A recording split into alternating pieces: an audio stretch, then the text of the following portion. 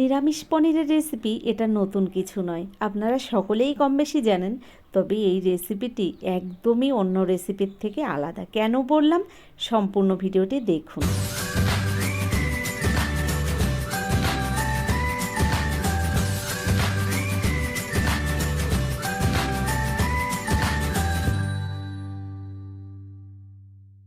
নিরামিষ পনিরের রেসিপি তৈরি করার জন্য প্রথমেই নিয়ে নিলাম 300 গ্রাম পনির। পনিরটাকে আমি এবার কেটে নিচ্ছি, তবে পনিরটাকে আমি বড় বড় সাইজে কেটে নেব। তো দেখুন, আমি একটা ছুরি দিয়ে কিউব কিউব শেপে পনিরগুলোকে কেটে নিচ্ছি। তো এভাবেই আমি পনিরগুলো কেটে ফিরে আসছি। নমস্কার বন্ধুরা, আশা করছি হয়তো সকলেই ভালো আছেন। টিয়ার রান্নাঘর থেকে আমি তন্দ্রা আজ নিয়ে এলাম নিরামিষ পনিরের একটা রেসিপি। তো এই রেসিপিটি একদমই অন্যরকম। আপনারা তো কম বেশি সকলেই জানেন নিরামিষ পনির কী করে রান্না করতে হয়। তবে এই রেসিপিটি কেন অন্যরকম বললাম, আমার সম্পূর্ণ ভিডিওটি আপনারা দেখুন। ছোট্ট একটা ভিডিও, আশা করছি আপনারা বুঝতে পারবেন। তো দেখুন, এখানে পনিরগুলো আমি সব কেটে নিচ্ছি। আপনারা পনির দিয়ে বিভিন্ন ধরনের রেসিপি খেয়েছেন, তবে এই রেসিপিটি অবশ্যই একবার নিরামিষ দিনে বা বাড়িতে কোনো পুজো আশ্রার দিনে আপনারা এভাবে কিন্তু বানিয়ে নিতে পারেন। খুব ঝটাপট অল্প সময়ের মধ্যে বানিয়ে নেওয়া যায়, খেতে হয় দুর্দান্ত টেস্ট। আপনারা দেখুন, আশা করছি আপনাদের সকলেরই ভালো লাগবে। দেখুন, পনিরগুলো আমি কিউব কিউব শেপে কেটে নিয়েছি। এবার পনিরগুলোকে একটা বোলের মধ্যে দেখুন আমি তুলে নিচ্ছি। আপনারা সাইজগুলো দেখে বুঝতে পারছেন অনেকটা বড় বড় করে আমি পনিরের টুকরোগুলো কিন্তু কেটে নিয়েছি। তো দেখুন, এবার আমি একটা মশলা রেডি করে নেব। তো তার জন্য মিক্সির জারের মধ্যে দিয়ে দিলাম 1 ইঞ্চি পরিমাণে আদা। আদাটা দেওয়ার পরে দিয়ে দিলাম 4টে কাঁচা লঙ্কা, দিয়ে দিলাম এর মধ্যে 6টা কাজু, দিয়ে দিচ্ছি এবার এর মধ্যে 1 চামচ চারমগজ আর তার সঙ্গে 1 চামচ পোস্ত।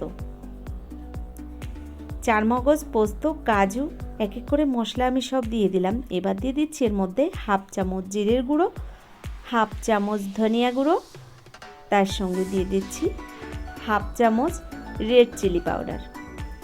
দেখুন, এক এক করে মশলাগুলো দিয়ে দিলাম। স্বাদ অনুযায়ী লবণ হলুদটাও দিয়ে দিলাম এই মশলার মধ্যে। অল্প পরিমাণে জল দিয়ে একটা পেস্ট বানিয়ে নেব। দেখুন, আমি জলটাও দিয়ে দিলাম মিক্সির জারের মধ্যে। এদিকে দেখুন, গ্যাসের ওপর একটা কড়াই গরম বসিয়ে দিয়ে দিয়েছি। এবার দেখুন, কড়াইয়ের মধ্যে দিয়ে দিলাম 1 চামচ কাসুরি মেথি। শুকনো খোলায় আমি একটু কাসুরি মেথিটাকে এভাবে নেড়ে চেড়ে দেখুন গরম করে নিচ্ছি। তো এভাবে কাসুরি মেথিটাকে আমি একটু ভেজে নামিয়ে নিয়েছি। কড়াইতে দিয়ে দিলাম 50 গ্রাম পরিমাণে সর্ষের তেল। রান্নাটা আমি সর্ষের তেলেই করব। তেলটা বেশ ভালো করে গরম করে নিয়েছি। এই তেলের মধ্যে এবার এক এক করে পনিরগুলো দিয়ে দিচ্ছি। দেখুন, পনিরগুলো দেওয়ার পরে গ্যাসের ফ্লেমটাকে আমি মিডিয়াম ফ্লেমে রেখে পনিরগুলোকে ভেজে নেব। তবে খুব একটা ভাজার দরকার নেই, পনিরটা একটু ব্রাউন কালার হয়ে গেলেই নামিয়ে নেব। তো এভাবে দেখুন, পনিরগুলোকে আমি একটু নেড়ে চেড়ে ভেজে নিচ্ছি। তো বন্ধুরা, আপনাদের কাছে একটাই অনুরোধ, ভিডিওটি দেখার শুরুতে একটা লাইক দিয়ে ভিডিওটা দেখা শুরু করবেন। ছোট্ট একটা ভিডিও টেনে টেনে দেখবেন না। আমি আপনাদের প্রত্যেকের পরিবারে গিয়ে সম্পূর্ণ ভিডিওটি দেখার চেষ্টা করি। আপনারা সম্পূর্ণ ভিডিওটি যদিও না দেখেন, অন্তত 3 মিনিট ভিডিওটা দেখবেন। দেখুন, পনিরগুলো ভেজে নামিয়ে নিয়েছি। কড়াইতে যে তেল রয়েছে ওই তেলের মধ্যে দিয়ে দিলাম গোটা জিরে ফোড়ন। ফোড়নটাকে হালকা আঁচে আমি একটু ভেজে নিয়েছি। এবার এর মধ্যে পেস্ট করে রাখা মশলাটা দিয়ে দিচ্ছি। দেখুন, তো আমি একসঙ্গে সব মশলা দেখুন পেস্ট বানিয়ে নিয়েছিলাম, সেই পেস্ট করা মশলাটা দিয়ে দিলাম আমি এই ফোড়নের মধ্যে। গ্যাসের ফ্লেমটাকে মিডিয়াম হিটেই রেখেছি। আর এবার এর মধ্যে দিয়ে দিচ্ছি একটা বড় সাইজের টমেটোর অর্ধেকটা টমেটো আমি এখানে গ্রেট করে নিয়েছি। গ্রেট করা টমেটোটা দিয়ে দিলাম এই মশলার মধ্যেই। এবার আমি কিছুক্ষণ টাইম ধরে এই মশলাটাকে কষিয়ে নেব। তো গ্যাসের ফ্লেমটাকে আমি একদম মিডিয়াম হিটে রেখেই মশলাটাকে কষিয়ে নেব, একদমই বাড়িয়ে দেব না গ্যাসের ফ্লেমটাকে। তো এভাবেই দেখুন মশলাটাকে আমি কষিয়ে নিচ্ছি। বন্ধুরা, এই পনিরের নিরামিষ রেসিপিটি আপনারা ভাত বাদে পোলাও বা ফ্রায়েড রাইস, এছাড়া আপনারা নান, লুচি, পরোটা এই সমস্ত কিছুর সঙ্গে খেতে পারেন। ভীষণই ভালো লাগে খেতে, তবে ভাতের সঙ্গে এটা খুব একটা ভালো লাগে না। দেখুন, আমি কিছুক্ষণ মশলাটাকে কষিয়ে নেওয়ার পরে এবার একটা জায়ফল নিয়েছি। এই জায়ফলটাকে একটা ছোট্ট গ্রেটারের সাহায্যে আমি গ্রেট করে দিচ্ছি এই মশলার মধ্যে। অর্ধেকটা জায়ফল আমি এই মশলার মধ্যে গ্রেট করে দিয়ে দেব। তো দেখুন অর্ধেকটা জায়ফল আমি মশলার মধ্যে দিয়ে দিলাম, বাকি অর্ধেকটা আমি দেখুন রেখে দিচ্ছি, এটার আর দরকার নেই, রেখে দিচ্ছি। তো এবার মশলাটাকে আরও কিছুক্ষণ টাইম ধরে আমি কষিয়ে নেব। তবে ওই বললাম গ্যাসের ফ্লেমটাকে একদমই আমি বাড়িয়ে দেব না, মিডিয়াম হিটে রেখেই আমি মশলাটাকে কষিয়ে নেব। এবার দেখুন এর মধ্যে স্বাদ অনুযায়ী একটু চিনি দিয়ে দিলাম। নিরামিষ রান্না একটু মিষ্টি মিষ্টি হলেই বেশি ভালো হয় খেতে। তো দেখুন আমি এখানে হাফ চামচ পরিমাণে চিনি দিয়ে দিয়েছি। তো এভাবে আরও কিছুক্ষণ হালকা আছে মশলাটাকে আমি কষিয়ে নিলাম। আর আপনারা তো দেখে বুঝতে পারছেন মশলা থেকে কিন্তু তেল ছেড়ে দিয়েছে, মশলাটা সুন্দর কষানো হয়ে গেছে। ভেজে রাখা পনিরগুলো এবার দিয়ে দিলাম আমি এই মশলার মধ্যে, একটু নেড়ে চেড়ে এর মধ্যে এবার আমি দিয়ে দেব জল। তো মশলার সঙ্গে আমি একটু পনিরটাকে কিছুক্ষণ কষিয়ে নিচ্ছি। দেখুন, তো দেখুন এভাবে কিছুক্ষণ আমি কষিয়ে নিয়ে এর মধ্যে দিয়ে দিচ্ছি পরিমাণ মতো জল। তবে জল আমি খুব বেশি ব্যবহার করব না, অল্প পরিমাণে জল দেব। এই রান্নাটা একটু গ্রেভি টাইপের হলে বেশি ভালো লাগে, ঝোল ঝোল হলে খেতে ভালো লাগে না।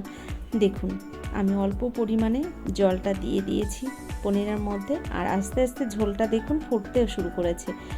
এভাবে আমি এবার গ্যাসের ফ্লেমটাকে বাড়িয়ে দিয়ে 2 মিনিট রান্না করে নেব। গ্যাসের ফ্লেমটাকে হাই ফ্লেমে রেখে আমি 2 মিনিট পনিরটাকে রান্না করে নিয়েছি। এবার এর মধ্যে দিয়ে দিচ্ছি 2টো কাঁচা লঙ্কা মাঝখানে ভেঙে দিয়ে দিলাম পনিরের মধ্যে, আর একটু নেড়ে চেড়ে এবার দিয়ে দিচ্ছি এর মধ্যে গরম মশলা গুঁড়ো। তো 1 চামচের 10 ভাগের 1 ভাগ দিলাম এখানে গরম মশলা গুঁড়ো, একদমই অল্প পরিমাণে দিয়েছি। গরম মশলা গুঁড়োটাকে ভালো করে মিশিয়ে দিলাম পনিরের সঙ্গে।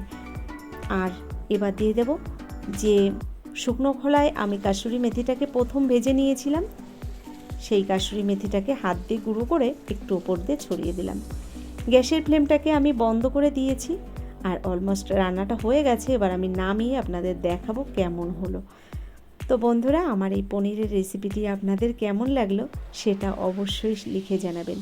যদি আমার এই রেসিপিটি ভালো লেগে থাকে তাহলে ভিডিওটি দেখার পরে একটা লাইক দিয়ে চ্যানেলটাকে সাবস্ক্রাইব করে নেবেন।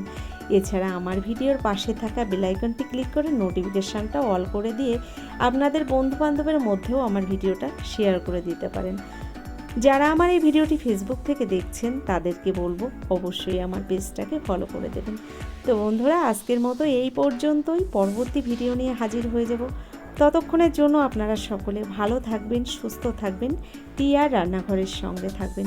অসংখ্য ধন্যবাদ এতক্ষণ ধরে আমার এই ভিডিওটি দেখার জন্য।